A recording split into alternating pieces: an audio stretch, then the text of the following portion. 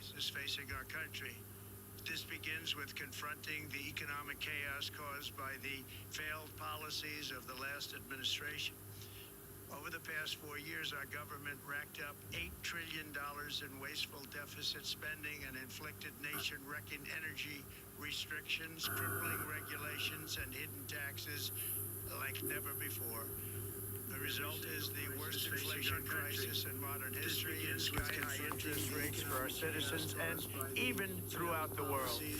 Food prices and the price of almost every other thing known to mankind. $8 trillion in wasteful deficit. President Biden totally lost control of what was going on in our country, but in particular with our high inflation economy and our border. Because of these ruinous policies, total government spending this year is $1.5 trillion higher than was projected to occur when I left office just 4 years ago. The price of almost every other thing known. Servicing the debt is more than 230% higher than was projected in 2020. The inflation rate we are inheriting remains 50% higher than the historic target. It was the highest inflation probably in the history of our country. That's why from the moment I took office, I've taken rapid action to reverse each and every one of the policies that created this calamity, in particular with immigration, crime, and inflation. On day one, I signed an executive order directing every member of my cabinet to marshal all powers at their disposal to defeat inflation and reduce the cost of daily life.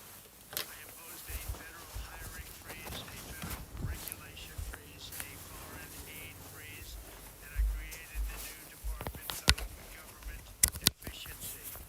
I terminated the ridiculous and incredibly wasteful Green New Deal. I call it the Green New Scam.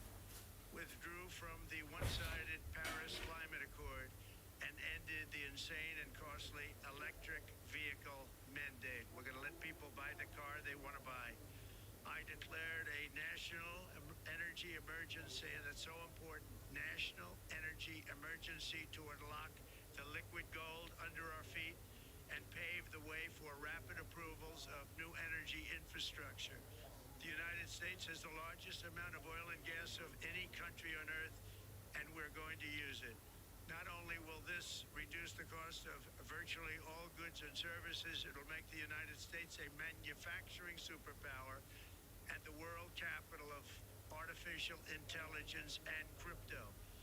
My administration has also begun the largest deregulation campaign in history, far exceeding even the record-setting efforts of my last term.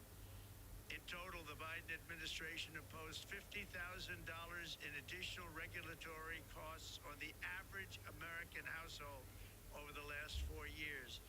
I have promised to eliminate 10 old regulations for every new regulation, which will soon put many thousands of dollars back in the pockets of American families. To further unleash our economy, our majorities in the House and Senate, which we also took along with the presidency, are going to pass the largest tax cut in American history, including massive tax cuts for workers and family, and big tax cuts for domestic producers and manufacturers. And we're working with the Democrats on getting an extension of the original Trump tax cuts, as you probably know, by just reading any paper. My message to every business in the world is very simple. Come make your product in America, and we will give you among the lowest taxes of any nation on earth. We're bringing them down very substantially, even from the original Trump tax cuts.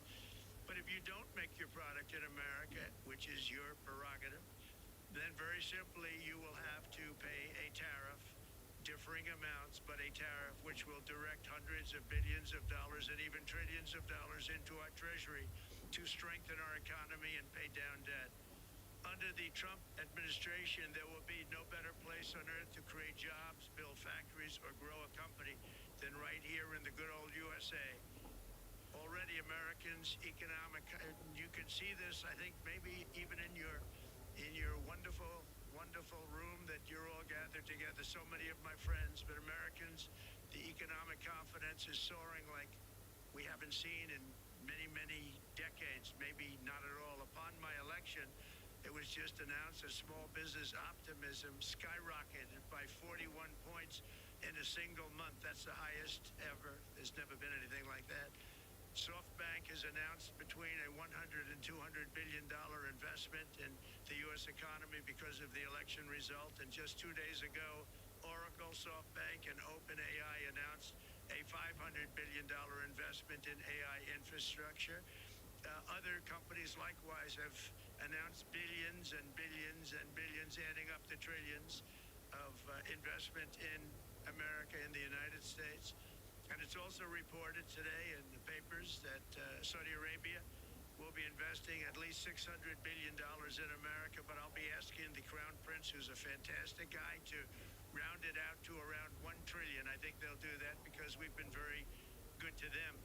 And I'm also going to ask Saudi Arabia and OPEC to bring down the cost of oil. You got to bring it down, which frankly, I'm surprised they didn't do before the election. That didn't show a lot of love by them not doing it. I was a little surprised by that. If the price came down, the Russia-Ukraine war would end immediately. Right now, the price is high enough that that war will continue. You got to bring down the oil price. You got to end that war.